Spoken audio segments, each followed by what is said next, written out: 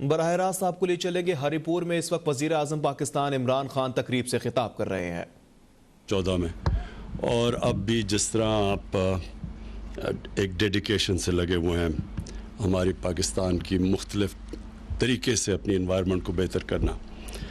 ہمارا 5 جون کو world environment day کو پاکستان ہوسٹ کر رہا ہے، جو میں سمجھتا ہوں بہت بڑا اعزاز ہے. یہ اکنالجمنٹ ہے کہ پاکستان وہ چند ملکوں میں سے ہے جو بڑی سیریسلی کوشش کر رہا ہے اپنے ملک میں یہ جو گلوبل وارمنگ کے امپیکٹ ہے، کلائمیٹ چینج کے امپیکٹ ہے، وہ دور کرنے کے لیے. ہم وہ چند ملکوں میں سے ہیں جو کہ پوری طرح اس کے لیے کوشش اس لیے نہیں کر رہے دکھانے کے لیے، ہم اس لیے کر رہے ہیں کیونکہ ہم واقعی اپنے آنے والی نسلوں کے لیے ایک بہتر پاکستان چھوڑنا چاہتے ہیں. اور جو امپیکٹ ہے کلائمیٹ چینج کا، وہ اس کا سب سے بڑا جو نقصان ہوگا وہ ہماری آنے والی جنریشنز کو اس لیے ہے کہ پاکستان بدقسمتی سے وہ 10 ملکوں میں سے ہے جو سب سے زیادہ متاثر ہے کلائمیٹ چینج سے. اور کلائمیٹ چینج کا امپیکٹ پاکستان پہ اس لیے زیادہ پڑے گا، ہم اس لیے زیادہ متاثر ہیں کیونکہ ہمارا پانی جو دریاؤں میں آتا ہے وہ گلیشیئر سے آتا ہے. اور اگر اسی طرح موسم تیزی سے گرم ہوتا گیا تو ہمارے گلیشیئرز جس ریٹ پہ پگھل رہے ہیں، اگر اسی ریٹ پہ پگھلتے رہے تو آگے جا کے بہت مشکلوں کا سامنا کرنا پڑے گا ہمیں. اور یہ ہمارا ہی نہیں ہے بلکہ ہندوستان کے اندر بھی ایگزیکٹلی یہی سچویشن ہے، کیونکہ وہ ہم بھی ان کا جو گینجیز کا جو سارا پلین ہے وہ بھی ڈپینڈ کرتا ہے ان کے گلیشیئرز کے اوپر.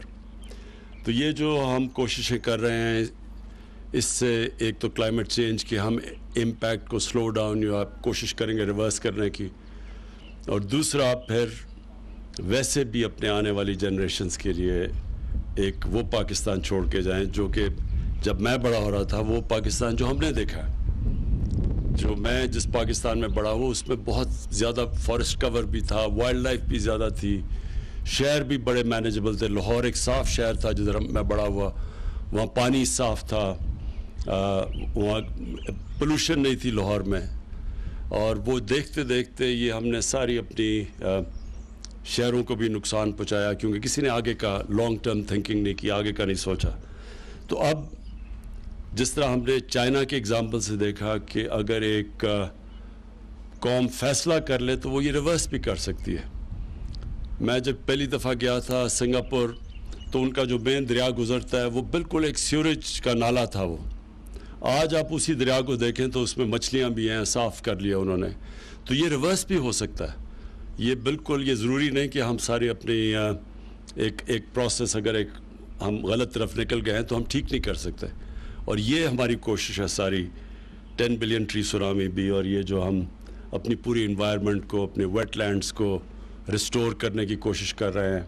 اور پھر ہم اپنی نیشنل پارکس بڑھا رہے ہیں، پروٹیکٹ کر رہے ہیں اپنا جو پارکس کے اندر جو وائلڈ لائف ہے. پاکستان کے اندر بڑی ڈائیورس قسم کی وائلڈ لائف تھی، اس کے اوپر بھی کیونکہ ہمارے جنگل تیزی سے تباہ ہوئے ہیں، وائلڈ لائف بھی بہت کم ہو گیا پاکستان میں. تو یہ سارا جو میں نے دیکھا تھا، ہم نے ڈی آئی خان کے اندر وہ جو دریا کے ساتھ بالکل واٹر لاک زمین تھی، ادھر اب پورا جنگل اگایا ہے. اور وہ جنگل اگنے سے پھر وہاں ایک وائلڈ لائف بھی آ گئی ہے، برڈ لائف بھی آ گئی ہے.